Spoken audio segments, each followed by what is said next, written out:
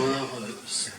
Ce combat, il dure depuis 50 ans. Hein. Ça veut dire que les premières alarmes sur les algues vertes, c'est le début des années 70.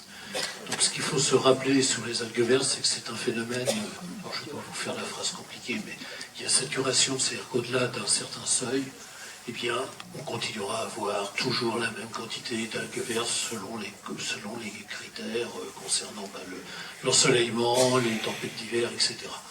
Donc, tant que l'État qui est aux manettes sur ce problème-là ne décidera pas d'agir vraiment de façon efficace, nous continuerons à subir ce truc-là. Alors évidemment, je ne vais pas répéter tout ce qu'ont dit mes collègues, mais effectivement, le phénomène des algues vertes, c'est un épiphénomène, mais qui est représentatif d'un problème de fond, c'est-à-dire un modèle agricole que nous condamnons. Alors, simplement, ce soir, je voudrais vous apporter quelques éléments sur ce qu'on peut constater. Vous savez, quand on parle à des hommes politiques, ils vous disent mais vous, de toute façon, vous avez la parole, vous pouvez vous exprimer, vous pouvez protester, et puis en plus, il y a des comités tartampions divers et variés où on pratique la concertation. Je veux simplement vous parler de ce qu'on voit dans un machin qui s'appelle le CODERST, le Comité départemental de l'environnement et des risques sanitaires et technologiques. On voit les dossiers des fermes-usines. Et qu'est-ce qu'on voit là-dedans? On voit des porcheries industrielles de 1999. C'est-à-dire qu'il ne faut surtout pas atteindre les 2000. Et puis on voit aussi que monsieur a une ferme et madame en a une autre en face de la rue, du même côté. On voit que le même personnage, je sais plus les noms en tête, je n'ai pas de mémoire des noms, mais le même personnage apparaît sous le nom d'une ARL, d'une SARL quelquefois même, d'une SCEA. Et donc en fait, c'est 1, 2, 3, 4, 5 porcheries. On a affaire non pas à des paysans, on a affaire à des industriels de l'agroalimentaire. Alors en plus, quand on a une ferme de plus de 2000 porcs, en fait, parce que les limites, on les dépasse en fait en plus, qu'est-ce qu'on fait du lisier? Eh bien le lisier, c'est bien simple, on le répand sur ses terres. Ah ouais, les terres, on n'en a pas plus souvent. On n'en a pas. Donc, ou très peu. Et ça ne suffit pas. Le peu qu'on a, on cave de lisier, et puis on demande à des prêteurs, à des copains, les cousins, les frères, les autres fermes d'à côté. Et puis finalement, comme on ne sait pas quoi en foutre, eh ben on envoie ça à une usine de compostage. Et puis comme il n'y en a pas encore, on ne sait pas encore quoi en faire, il y en a tellement trop que finalement, on envoie ça au méthaniseur. Voilà. Et c'est comme ça que l'on pratique. C'est-à-dire qu'en fait, on a un surcroît d'animaux tels qu'on ne sait pas quoi faire. Et alors, régulièrement, Hervé, qu'est-ce qu'on constate? On constate que des gars, qu'est-ce qu'ils font pour se débarrasser du lisier? Ils balancent ça à la rivière, c'est ce qu'on a vu aussi dans le film. Mais on constate aussi des dossiers, et qui passent comme une lettre à la poste, avec des élus qui souvent ne disent rien, qui ne parlent même pas dans cette instance qui s'appelle le CODERST. Vos élus actuels, représentants dans cette instance, sont muets et on n'a même pas l'impression qu'ils s'intéressent au sujet, ils ne posent jamais la moindre question. Jamais la moindre question. La seule façon de les faire réagir, c'est quand on met un peu en cause l'élevage industriel, là ils disent qu'on exagère quand même. Hein. Vous, les écolos, là, bon voilà. Donc, qu'est-ce qu'on voit comme dossier? On voit des dossiers où les gars sont censés aller épandre le lisier sur des distances, quelquefois on a jusqu'à 25 km entre les parcelles les plus éloignées. Vous y croyez? Non. Personne n'y croit. Voilà, je voulais dire ça simplement pour dire que le combat, il est partout. On va le mener partout, on le mène partout avec l'ensemble des associations, dans l'unité, et avec la Confédération aussi, parce qu'on veut la fin d'un modèle industriel qui nous mène droit dans le mur, qui met en cause notre santé, qui met en cause l'eau que nous buvons, qui met en cause l'air que nous respirons, qui met en cause les repas que nous mangeons. Voilà, et c'est tout ça, et c'est un combat d'ensemble. Et je suis très heureux de voir que ce soir, il y a beaucoup de monde. Et j'espère que vous continuerez ce combat en étant déjà venu ce soir, mais surtout en faisant en sorte que ce film soit un énorme succès public. Merci.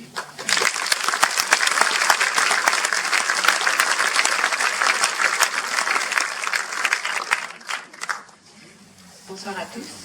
Je voulais démarrer en m'appuyant sur ce que vous disiez, Yves-Marie. Moi, je fais partie d'un collectif de gens qui partagent tout le diagnostic qu'on vient de dire là et qui se disaient qu'est-ce qu'on peut faire concrètement de positif et qui contribue à changer le modèle. Donc on voulait se battre pour et pas contre. Enfin, on a fait tous des tas de manifs, etc. Et on s'est dit ça ne sert pas à grand-chose. Et en discutant avec des agriculteurs ou avec des gens qui avaient projet de faire de l'agriculture biologique et de l'agriculture vivrière, en circuit court, etc., on s'est rendu compte que c'était principalement des gens qui n'étaient pas issus du monde agricole, donc pas de famille, et qui par conséquent avaient du mal à avoir accès à la terre. Et s'ils n'avaient pas accès à la terre, eh ben, ils ne pouvaient pas développer ce modèle alternatif au modèle industriel. Et on s'est dit, mais en fait, on est plein là à avoir de l'argent sur nos livrets A, parfois 100 euros, parfois 500, parfois 1000, parfois plus. Pourquoi est-ce qu'au lieu de le laisser dans les banques, ça je pense que les banques font notre argent, on ne le mettrait pas en placement pour aider ces jeunes agriculteurs qui veulent s'installer? Et on a découvert qu'il existait des modèles comme ça, et c'est créé dans notre coin. Donc moi j'habite Fréhel. Et dans notre coin, on a créé en 2009 un GFA, donc il y a un groupement foncier agricole, dont le nom est Solan Bio, donc ça veut bien dire ce que ça veut dire. Le but, c'est d'installer des jeunes agriculteurs en bio. Et donc tous ces citoyens, on est 220 actuellement et on grossit régulièrement, ont mis de l'argent ensemble pour se dire, tout ce collectif va fonder une société qui va acheter les terres, et ces jeunes agriculteurs qui ne sont pas issus de familles agricoles et en général à qui les banques rechignent à prêter, vont pouvoir démarrer leur activité, vont avoir des clients, vont pouvoir faire du bio. En général, sur notre GFA, on leur fait des baux agricoles environnementaux, donc ils s'engagent à replanter des haies, à avoir un certain traitement de leurs terres pour faire revenir la biodiversité, etc. Le but de tous les gens qui mettent de l'argent, c'est vraiment de contribuer. Donc ça rapporte pas grand-chose. C'est pas un super placement. On dit d'habitude l'immobilier c'est un super placement. Là, c'est vraiment pas le but, mais ça permet de manière très égoïste de protéger notre environnement de vie, de manger des produits sains et de voir aussi des familles vivre décemment de leur production agricole. On pense que le modèle peut être développé, essaimé, reproduit. Et on se rend compte qu'au fur et à mesure on accompagne des agriculteurs, et bien ils en parlent autour d'eux et ça fait du petit. Et notre GFA, il est déjà propriétaire de 70 hectares. Alors sur l'ensemble de la Bretagne, ça ne fait pas grand-chose, mais on est déjà fiers de cette petite action-là. Et là, on est en train d'acheter 20 hectares de plus. Et on est contacté par d'autres qui veulent faire la même chose. Et on se dit, petit à petit, peut-être qu'on réussira à refaire. Elle montre dans le film du joli bocage, etc. On se dit peut-être qu'on réussira à notre niveau à refaire ça. Et c'est super enthousiasmant. Voilà.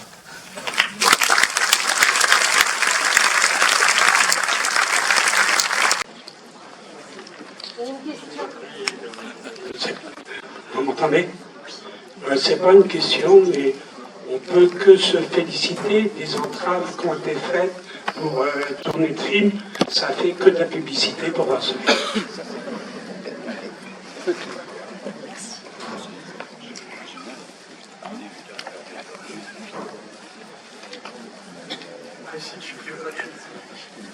Il y a une pour question. répondre à cette appellation, je vais tout simplement reprendre les propos de Pierre Joly.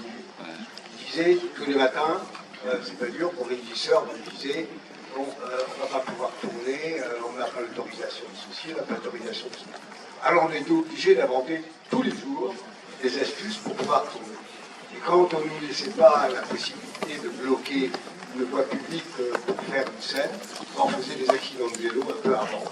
Un peu avant. Et puis comme ça, on avait le temps de tourner la scène. Il a dit que c'était ça tout le temps. Finalement, mais plus on nous embêtait, et plus on avait envie. Donc c'est pour ça qu'il faut que vous sachiez que ce film, vous l'avez compris, c'est un film militant. Ah là là.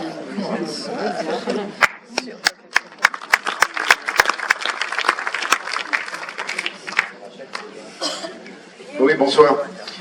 J'ai cru comprendre, et vous me corrigerez si je fais une erreur, le film serait présenté à l'Assemblée nationale la veille de sa sortie nationale. C'est bien ça? Ouais. Alors, d'une part, qu'est-ce qu'on peut en attendre? Ça, c'est ma question. Et juste une précision, puisque ça a été évoqué en début de soirée, là, concernant le livre de Nicolas Legendre, Silence dans les champs. Nicolas Legendre sera en dédicace à Quintin, à proximité de Saint-Brieuc, donc mardi prochain à 18h. Voilà, merci. Oui, moi je viens d'arriver à Saint-Brieuc depuis très peu de temps et je voudrais savoir où je peux trouver des produits alimentaires produits par les paysans du groupement foncier agricole, enfin de la bonne alimentation. J'aimerais bien participer de cette façon. Voilà, je voudrais savoir où on trouve ces produits. Alors, je vais donner la parole à l'intervenant, mais déjà,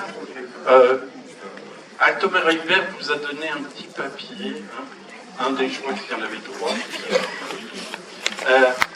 Et on organise des escapades gourmandes, pas mal, et pour faire connaître justement les lieux dans notre secteur où il y a les bonnes pratiques et où dans notre assiette c'est bon et de qualité.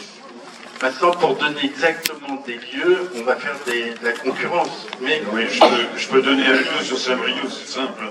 C'est une coopérative, donc c'est une entreprise qui ne dégage pas de bénéfices, qui a plusieurs magasins à Saint-Brieuc, qui fonctionnent très bien, qui fonctionnent en fonction de son nombre d'habitants.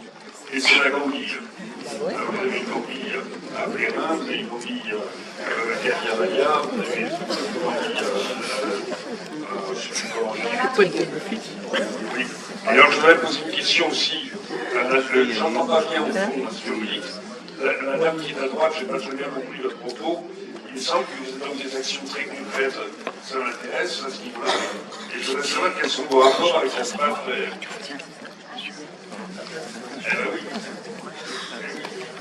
Oui.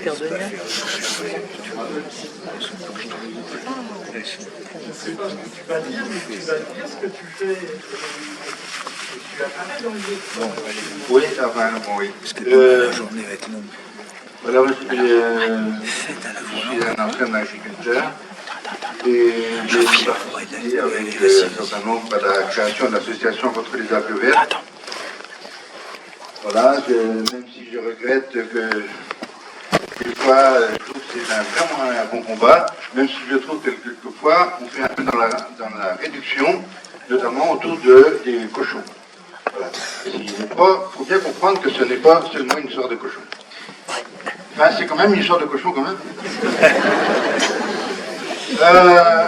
Moi, il y a une question quand même un peu. J'ai touché quand même. Si je voudrais bien savoir quand est-ce que ça va s'arrêter, le grand cirque d'aujourd'hui, autour du buzz qu'on fait avec un bateau qui permettrait de vider la baie à la petite cuillère. Et je suis désolé, mais même, je trouve que l'association Thomas Rivert est quand même trop gentille avec l'amiral du bateau, parce que je trouve qu'il y a une belle kermesse à faire au port du Légué autour de ce bateau. Parce que c'est vraiment un scandale, cette histoire. Tout le monde sait depuis des années que ça n'a aucune chance de marcher, et on amuse la galerie avec ça. Et quand est-ce que ça va s'arrêter, cette histoire? Quand même, il faut quand même le museler, parce que cet éminent homme politique qui dirigente ses travaux, eh bien, pour connaître un petit peu la question des algues vertes, eh bien, on sait la seule chose qu'il a fait avec le dossier des algues vertes, on est sûr, c'est de s'asseoir dessus. Parce que il ne raconte que des absurdités autour de ça, mais par contre, de sa position, on lance des constructions, mais vraiment c'est du buzz, quoi.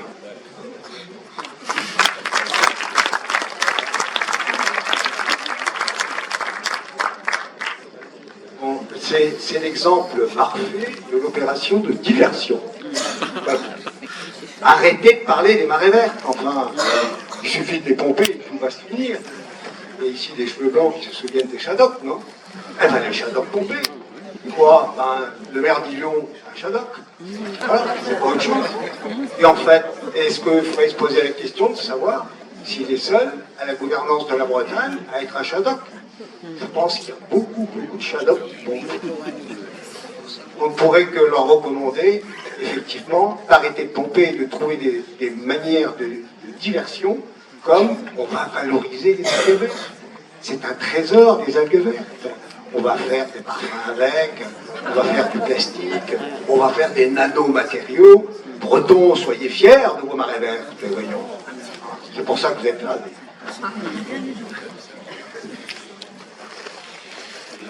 Question, intervention. Ah. Non, la dame a été interrogée là, à propos de la affaire. On ne lui a pas laissé la parole pour répondre. On a bien écouté sa réponse.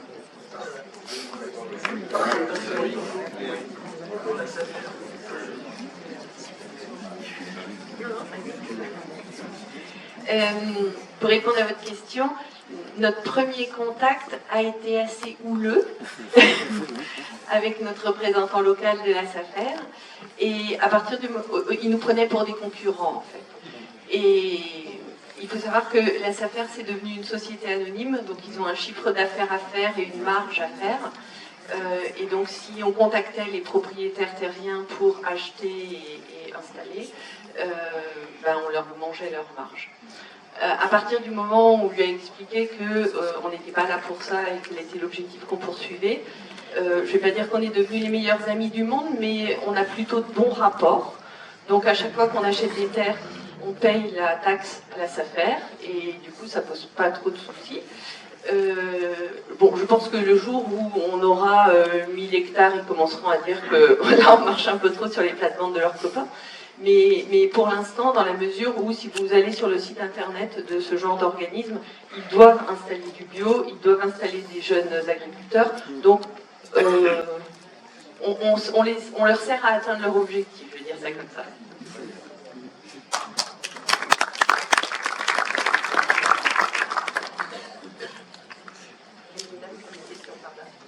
Au centre, une dame qui a levé la main. Levez la main. Relevez la main.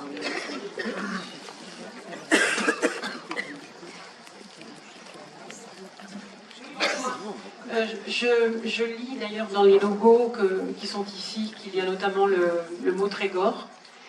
Et moi qui suis un peu des deux, et du Trégor et qui vis en Armor, est-ce qu'il est plus difficile, vous avez été beaucoup plus difficile, et je trouve que les engagements ont l'air plus simples, pardonnez-moi, parce qu'ici il y a la Coperle et il y a le FUR depuis 6 mandats, par exemple. Moi je suis affolée de voir ça. Mais j'ai l'impression que dans le Trégor, on arrive à bouger un peu plus. Que le remembrement a fait beaucoup moins de dégâts là-bas, que là-bas, et moi qui ai vécu à 4 km de Saint-Efflamme, depuis mon enfance, depuis notre enfance, dès qu'on arrivait vers Saint-Efflamme, entre Plestin, sur la route de Morlaix, eh bien, c'était même pas la peine, les fenêtres, on les fermait.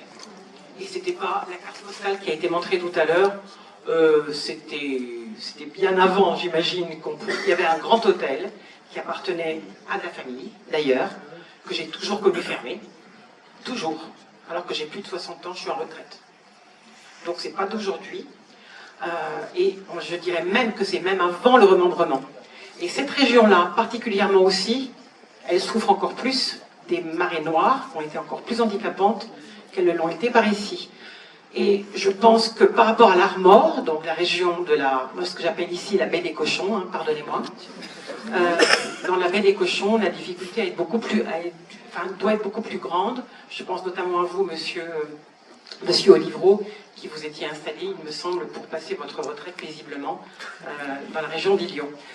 Voilà, c'était plutôt des commentaires que des questions, mais encore une fois, ça soulève l'ensemble des difficultés sur les différents pôles qui sont a priori les vôtres de collaboration. Merci.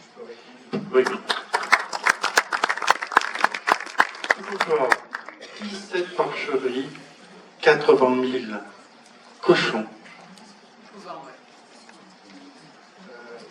Oui, je suis le représentant de Soca du Trégor de l'Eau-Pâtière. Donc le Trégor, bien évidemment, c'est chez moi, je connais. En fait, vous avez raison, la situation est différente. Moi, j'ai eu des intimidations, mais fort faibles par rapport à ce que connu André Olivreau. Pour une raison bien simple, c'est que André Olivreau, il est dans l'enfer vert des cochons, comme effectivement le Léon. Entre les deux, il y a le Trégor. Le Trégor qui est essentiellement une zone de laitiers. Il y a beaucoup d'élevage laitier et beaucoup moins de grosses porcheries et de gros poulaillers. Ça veut dire qu'il n'y en a pas. Et que donc la pression azotée sur le milieu est beaucoup moins grande. Donc ce qui explique effectivement que eh bien, le taux de nitrate dans les rivières qui apportent les excédents d'azote dans la baie de Saint-Michel-en-Grève est autour de 20-22 mg. Vous allez me dire, c'est formidable. C'est de l'eau potable.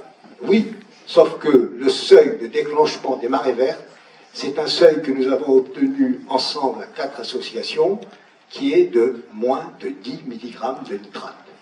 Si vous avez plus de 10 mg de nitrate dans l'eau des rivières, eh bien vous aurez des marées vertes. C'est pas nous qui le disons, c'est M. Ménesquet, M. Ferriou et tout.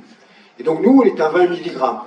Donc c'est déjà moins important que la moyenne qui est 30 mg en Bretagne. C'est redescendu. Vous voyez qu'il faut arriver bas. Et pour arriver bas, il faut changer les systèmes agricoles. C'est pas changer les pratiques, c'est changer les systèmes. Voilà. Et donc, chez nous, bien sûr, eh bien, la pression est moins forte, et aussi, on ramasse. Ah, le ramassage fait beaucoup d'illusions. Parce que les rois du ramassage, c'est chez nous. 6 heures du matin, si la mer est basse, les tracteurs sont là et ça ramasse, ça ramasse. Et quand les touristes se lèvent le matin, bon, ils viennent ici à 10 heures, oh ben, la plage est propre. Donc, il y a aussi un effet loupe. Ils ramassent beaucoup plus. Et s'ils ramassent, c'est aussi ce qui va enrayer un peu le système de prolifération des algues, parce qu'on va enlever de la masse organique qui, comme cela, ne va pas pouvoir proliférer ensuite dans les eaux claires de la baie. Donc, oui, c'est mieux qu'avant, mais le problème n'est pas réglé. Et c'est la météo qui finalement décide. Il pleut, il ne pleut pas, il y a du soleil, il n'y a pas du soleil. Beaucoup plus que les décisions politiques, parce qu'il n'y a aucune décision politique qui aille dans le bon sens. Aujourd'hui, tout le combat, c'est contre les fuites des excédents d'azote. D'accord? Moi, je dis, c'est comme une couche culotte. Et oui, vous savez, on vendait des couches culottes anti-fuite. On sait ce que ça donne, des couches culottes anti-fuite. Quand la couche est pleine, elle déborde. Bon, et bien là, il n'est pas question de s'attaquer aux excédents d'azote eux-mêmes. Il faut empêcher qu'ils fuient. Donc comme on n'empêchera pas qu'ils fuient, eh bien on aura des marées vertes. Alors moins dans certains secteurs et plus dans d'autres.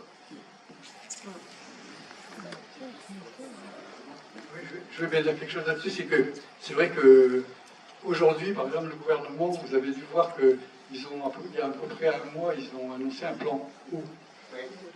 Ils ont annoncé un plan eau, il n'y a rien sur les algues vertes. Il n'y a rien sur les excédents de nitrate. Il n'y a rien sur les pesticides. Et ce qu'il faut que vous sachiez, c'est que le gouvernement nous avait... Moi, je siège au Conseil économique et social et environnemental au niveau national, donc c'est la 3e Assemblée de la République.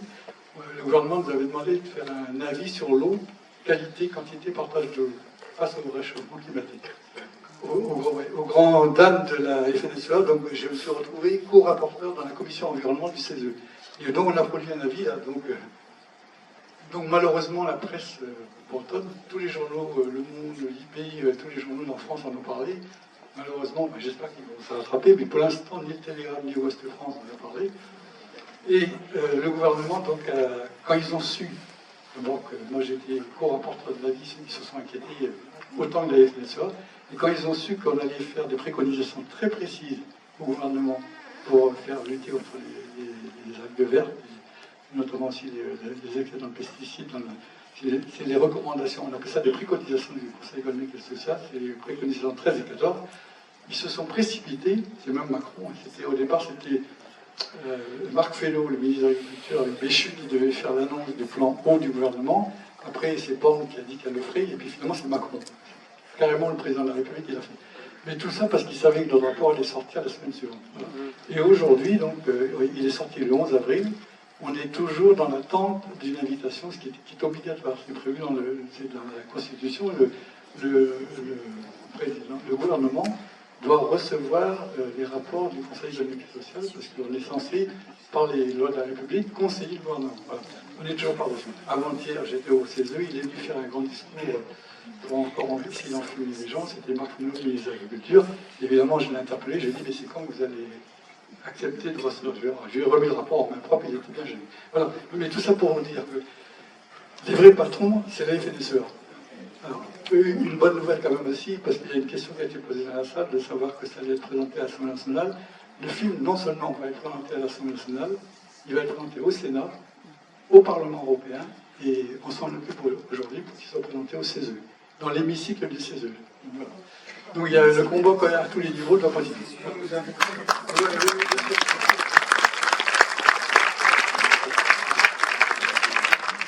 Pendant qu'on est en train de parler de Marc Fesneau, simplement pour poursuivre un peu ce qui vient d'être dit, quand M. Macron annonce un plan d'eau, un plan eau, je parle d'ailleurs que d'économie, hein, de l'eau, économiser l'eau, comment se la répartir, pas du tout comment la protéger finalement, très peu.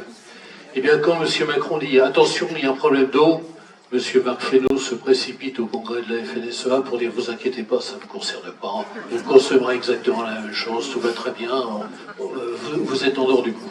Simplement aussi pour poursuivre un petit peu sur les plans algues vertes, c'est pas un mystère, hein, effectivement, j'en ai parlé tout à l'heure, il y a ce qu'on appelle dans la République, il y a des principes républicains, et puis il y a la volonté qui est affichée régulièrement de discuter avec les associations, et puis de faire en sorte qu'on propose quelque chose. Donc en fait, traditionnellement, mon association Eau et Rivières de Bretagne, compte tenu de son ancienneté sur le sujet, a été consultée un certain nombre d'années. Cette fois-ci, sur la dernière mouture, j'allais dire, des annonces gouvernementales, on n'a pas été consulté. Ça s'est réglé entre un sous-préfet aux algues vertes et puis la Chambre d'agriculture, et puis c'est tout. Et puis après, ils ont dit « Ah on va inviter les associations à un comité de pilotage ». Le RB a répondu « Mais arrêtez, on ne pilote rien, on ne pilote rien. On ne veut pas apparaître le moins du monde comme cautionnant ce machin, et en fait, ce machin, on le traîne devant les tribunaux parce qu'il n'y a pas d'autre solution. Donc en fait, voilà où on en est exactement aujourd'hui sur le problème des algues vertes. Alors, je vais raconter une anecdote. On a parlé du ramassage en mer. Effectivement, moi, ça me hérisse, ce truc. On a rencontré le sous-préfet aux algues vertes, le sous-préfet aux algues vertes, et on lui a dit, mais enfin, monsieur... Alors, il y avait dans notre délégation, il y avait monsieur Yves Piriou, qui est un ancien Ifremer. Hein. On lui dit, mais vous le savez, ça ne tient pas la route. Ça ne tient absolument pas la route. Pourquoi vous nous parlez de ça? Vous êtes en train de semer des illusions. On lui a dit clairement, et il y a 2 jours ou hier, je ne sais plus, dans l'Ouest-France, on continue à nous parler du ramassage en mer. Mais c'est une folie douce. Et il y a un élu, je pense qu'on l'a nommé, hein, qui continue à dire ça. Mais c'est proprement scandaleux. C'est-à-dire, on sème des illusions. La seule chose que ça peut faire, le ramassage en mer, c'est éventuellement retarder de 15 jours, peut-être, le début des phénomènes. Et encore, c'est vraiment pas sûr. Voilà. Et les gens du CEVA, du Centre d'études et de valorisation des algues, il y a déjà 20 ans, qui avaient dit, mais si on ramasse des algues vertes dans la mer, eh bien, la nature a horreur du vide. Et donc, comme il y a toujours des nutriments, comme il y a toujours des excédents d'azote, eh bien, du coup, ce sont d'autres algues qui se développeront. Comme on voit d'ailleurs au mois de septembre, sur les plages, les algues brunes, les pilayas et ainsi de suite, qui, en fait, compensent la disparition des algues vertes. Donc voilà, c'est effectivement l'amiral, il s'en sort bien là. L'amiral, c'est notre député maire de d'Illion, et qui effectivement depuis 2 jours, dans tous les journaux, on voit cette... bah oui, il suffit de ramasser en mer et il n'y aura plus d'algues vertes. Non, il faut fermer le robinet à nitrate, il faut descendre en dessous de 10 mg, il faut quoi? De l'eau de Luchon ou de l'eau de Planquette dans nos rivières et tout ira mieux demain. Bravo!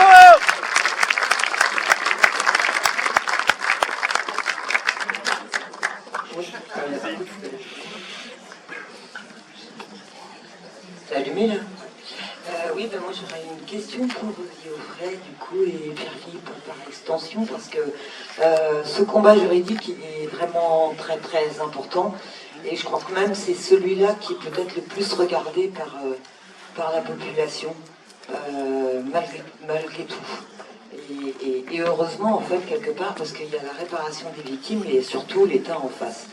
Donc par rapport au ramasseur d'algues, M. Morfoise, on peut dire que c'était, on pourrait penser que c'était vis-à-vis de son entreprise, mais là c'est vraiment l'État, les institutions, le non-affichage, le danger qui n'est pas dit.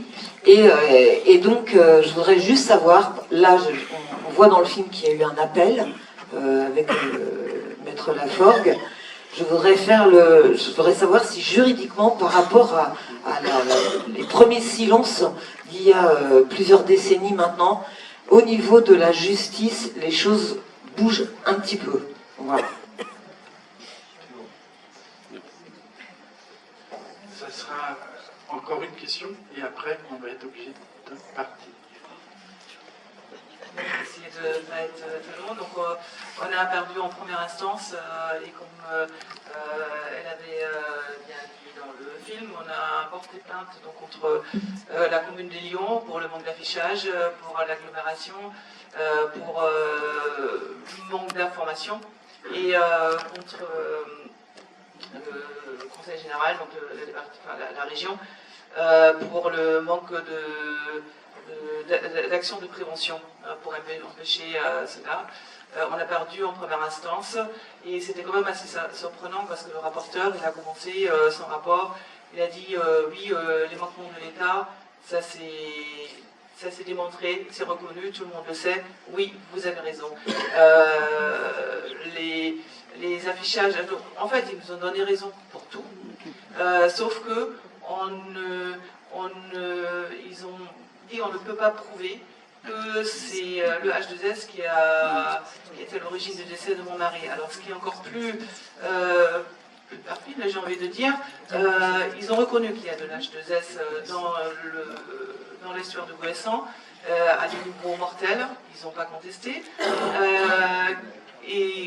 Mais on peut contester que les algues vertes qui sont potentiellement à l'origine du décès de mon mari proviennent de l'agriculture intensive. C'est ce lien qu'ils contestent et c'est pour ça qu'on a été refoulé. Donc on a fait appel. C'est vrai qu'on est sorti de là. C'est usant, c'est fatigant, mais on est sorti de là et avec les enfants, on a tous dit non mais c'est pas possible. Là, on va plus loin, on continue. Donc ça nous a plutôt révolté, comme Pierre Jolivet, toutes les résistances qu'il a eues pour tourner, ça l'a encore motivé plus pour continuer son film. Et donc là, par contre, on a laissé tomber la plainte contre la commune et contre l'agglo, parce que même si la commune c'était plutôt un peu une vengeance, c'était plus personnel. Voilà, il y a des choses qu'on n'a pas appréciées. Mais la commune et l'agglo sont en quelque sorte aussi victimes des algues vertes. Ils n'ont pas le pouvoir de faire changer les choses, mais l'État il a le pouvoir de changer les choses. Il peut faire des lois, il peut faire des surveillances, il peut faire des contrôles, il peut condamner, il peut interdire. Donc pour nous, l'action est vraiment entre les mains de l'État et on poursuit. Donc ça sera pour 18 mois au tribunal administratif de Nantes.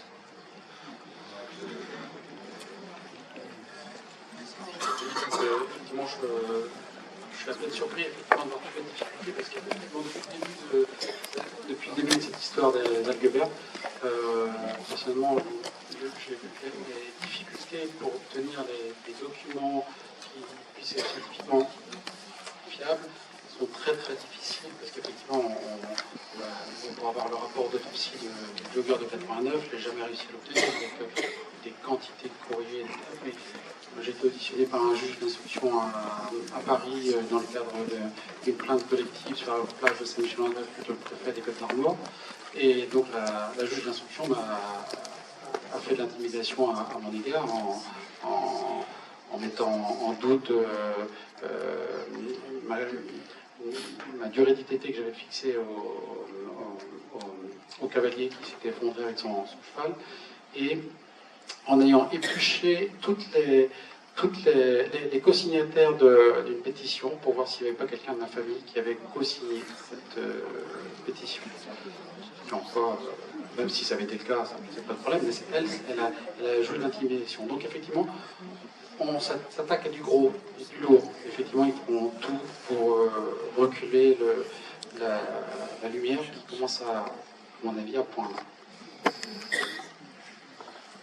Il y a une chose que dit Pierre qui nous a apprise, c'est qu'il y a une évidence médicale, je vais lui laisser la dire, entre deux êtres. Oui, quand j'ai commencé à me mettre en relation avec l'association, c'est surtout les deux chiens qui sont morts simultanément sur le même endroit, sur la plage à Idiot en 2008. Et même là, dans la presse, l'ARS disait qu'il n'y avait pas de lien de cause à effet avec les algues vertes. Or, scientifiquement, quand vous avez un décès collectif sur des animaux ou des humains, quand vous en avez plusieurs qui décèdent au même endroit, au même moment, ça ne peut être que toxique. Soit par ingestion, soit par inhalation. Comme ils n'avaient rien dans l'estomac, effectivement, c'était par inhalation. Et comme l'hydrogène sulfuré était présent sur la plage, enfin, je veux dire, c'est une évidence. Même ça, même l'évidence, ils sont capables de le nier. Donc, c'est effectivement confondant.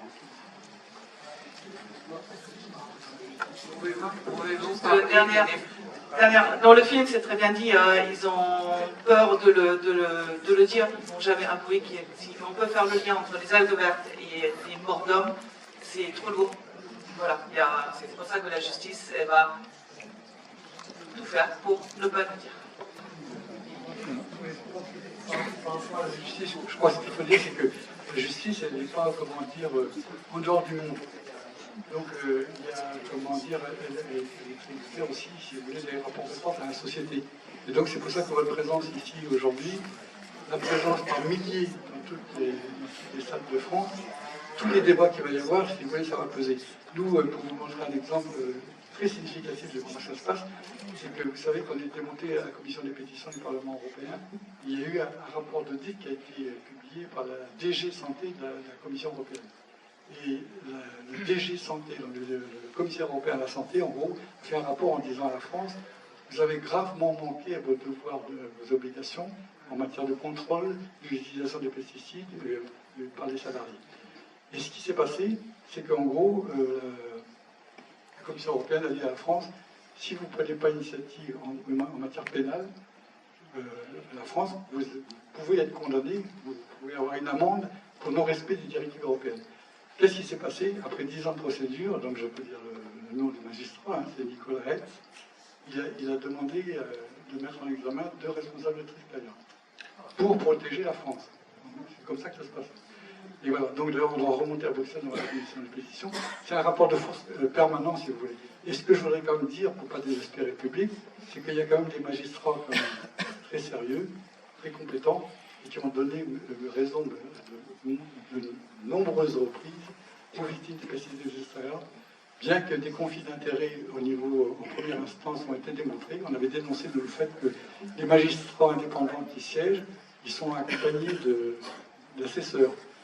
Et les assesseurs qui s'occupent la plupart du temps, ce sont des représentants de la FNSEA ou des salariés qui dépendent du lobby agricole breton. Donc je ne vous fais pas de dessin comment ça se passe. Mais devant la Cour d'appel de Rennes, je dois dire, et on s'en félicite, nous au niveau du syndicat solidaire, le maître François Lafort, on a gagné très souvent, la justice a été rendue.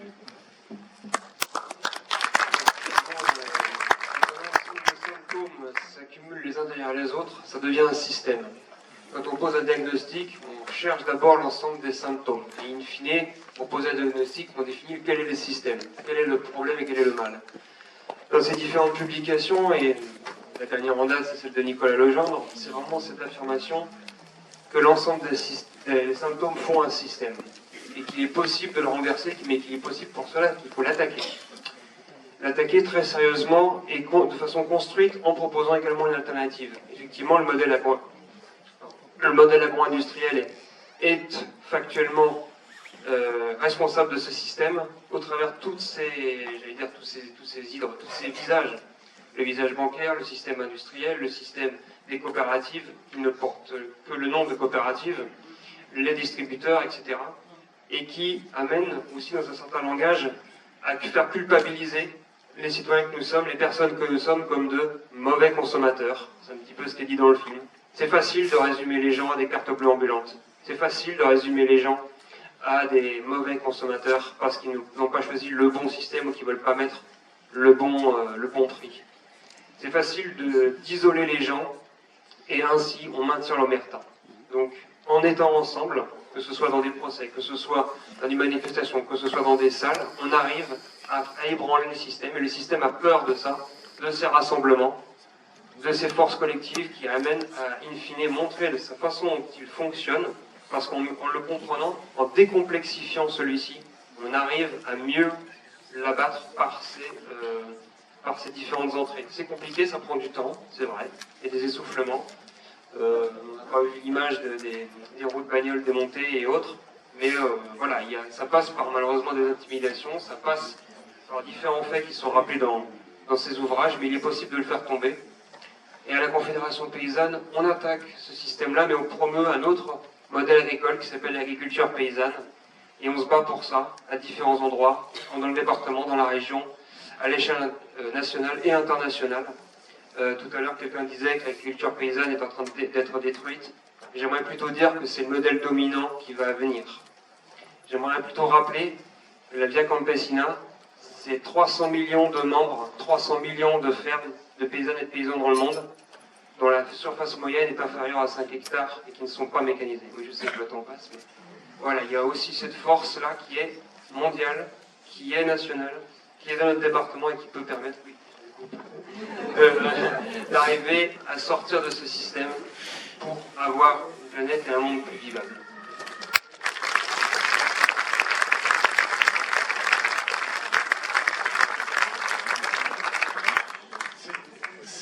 C'est la fin parce qu'il y a des salariés qui veulent bien sûr partir du cinéma. Il y a oui, je pense que c'est bien d'avoir terminé sur cet appel-là. Censure. Excuse-moi, je n'ai pas entendu. J'aurais bien aimé entendre parler des défaillances de la justice. Oui, mais c'est la fin, excusez-moi, je sais que c'est frustrant, mais c'est comme ça. Juste un dernier appel, parce qu'il y a des livres ici, je vous assure qu'en descendant, vous pouvez les consulter et les acheter. Et puis, encore un appel, vous avez eu une documentation avec un bulletin d'adhésion de Halte Marie-Vert, et on a besoin de vos forces, de votre soutien, et donc d'adhérer à notre association. Je compte sur vous. Bonne soirée, j'espère à très bientôt.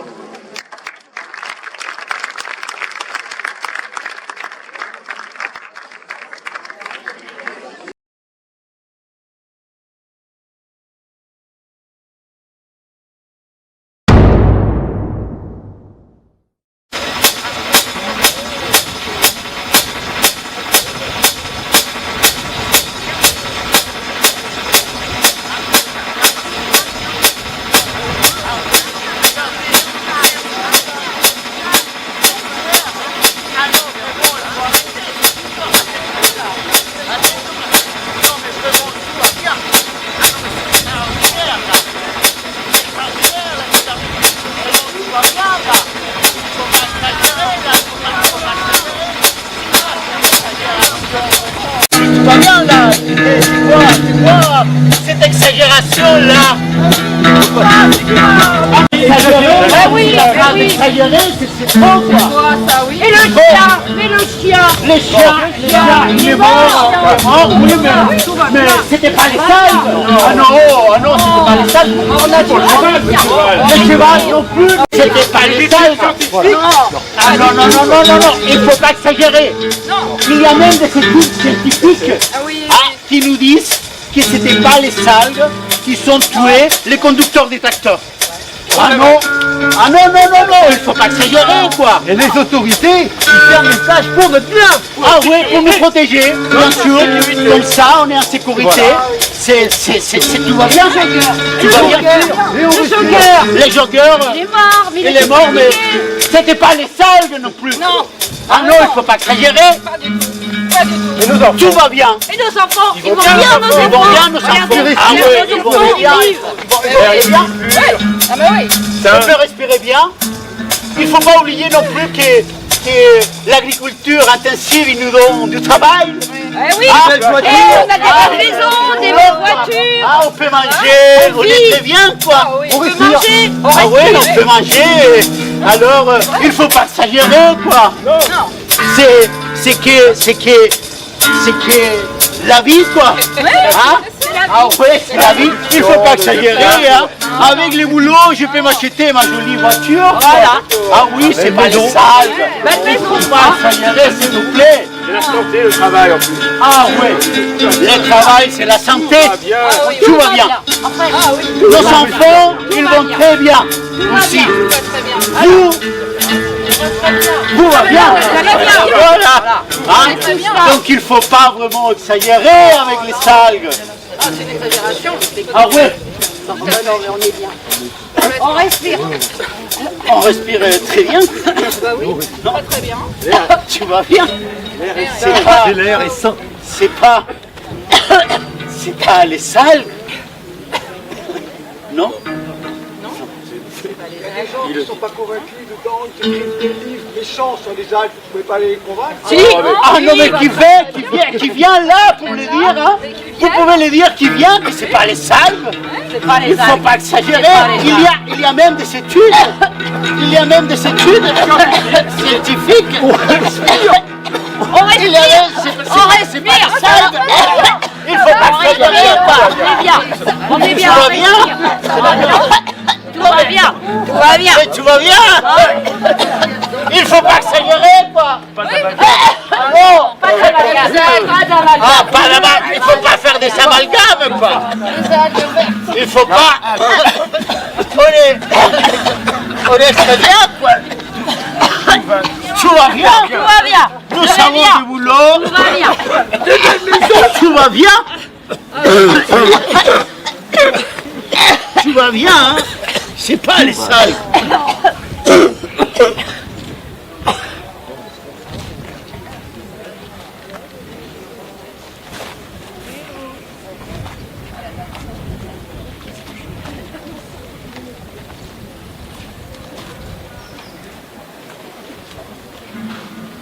Appelez les pompiers. Mais non, tout va bien.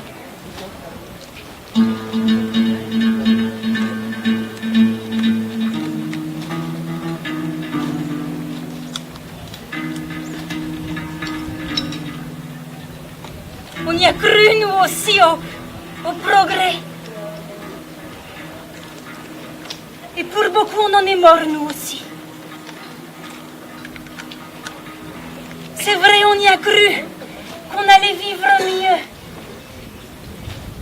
Plus de confort, qui disait.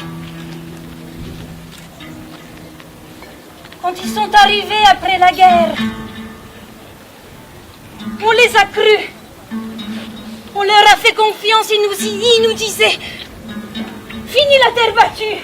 Parce que nous, on aimait bien les pilules de place. Mais tout de même, l'eau courante, l'électricité, le progrès, le confort. Il y a plein de jeunes agriculteurs qui sont partis se former en Amérique. Ils sont revenus avec dans la tête tout bien comment faire pour améliorer le métier. Avec les machines, on allait pouvoir produire plus, distribuer plus pour tout le pays et qu'on pourrait en être fiers. On pourrait en être fiers et qu'on gagnerait de l'argent et que même au début, ils auraient la gentillesse de nous en prêter. Le temps de s'équiper. Alors, nous, on leur a fait confiance. Et c'est nous-mêmes qu'avons cassé nos chemins. Nous-mêmes qu'avons cassé nos habitudes. Abandonné notre savoir-faire. On leur a fait confiance. Nous, on n'a pas pensé à temps qu'il fallait fixer une limite. On n'a pas pensé à temps que c'était un arrangement politique. Ils allaient finir par prendre le pouvoir sur toute la ligne de production, toute la ligne. Et quand on a voulu arrêter, c'était trop tard, on était endettés. Non mais faudrait bien finir par en parler là, enfin, de ce désarroi paysan, de cette situation tellement embrouillée d'agriculteurs saccagés, saccageurs, qu'avons détruit notre terre à coups de pesticides, en tenue de cosmonautes, comme qu'on nous apprenait à le faire au lycée agricole. Et une fois à la retraite, sans avoir eu ni même le temps, ni même l'idée de faire autrement, renouer là, avec notre savoir-faire, avec cet amour de la terre, que dans ces dévastations on continuait d'éprouver si fort. Et encore aujourd'hui, nous-mêmes, avec la modestie de se laisser instruire sur l'écologie par des citadins venus sur le tard, instruire sur la biodynamie, instruire sur notre propre cosmos et l'ancienneté de nos gestes, sur tout ce qu'on savait même pas savoir avant que les autres y arrivent. Faudrait bien finir par en parler de ces autres, ces industriels intensifs qui se prénomment les amis des cochons, nommés amis de quoi, oui, amis de leur porte-monnaie, amis de leur tiroir-caisse, oui.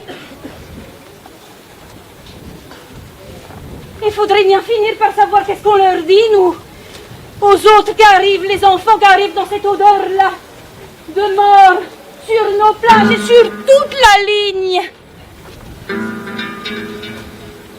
Nous, qu'on leur dit, on leur dit, tu vas rien sauver. Tu vas voir les choses mourir, qu'on leur dit.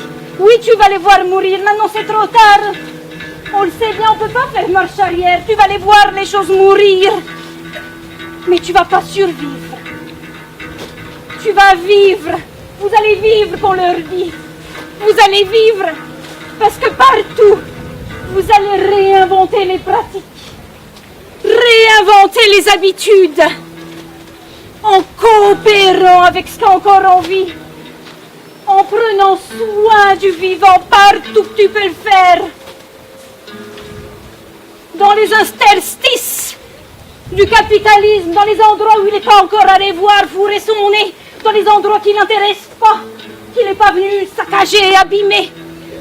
Allez-y, que je leur dis. Allez-y. Réinventez. Qu'on leur dit. Allez-y.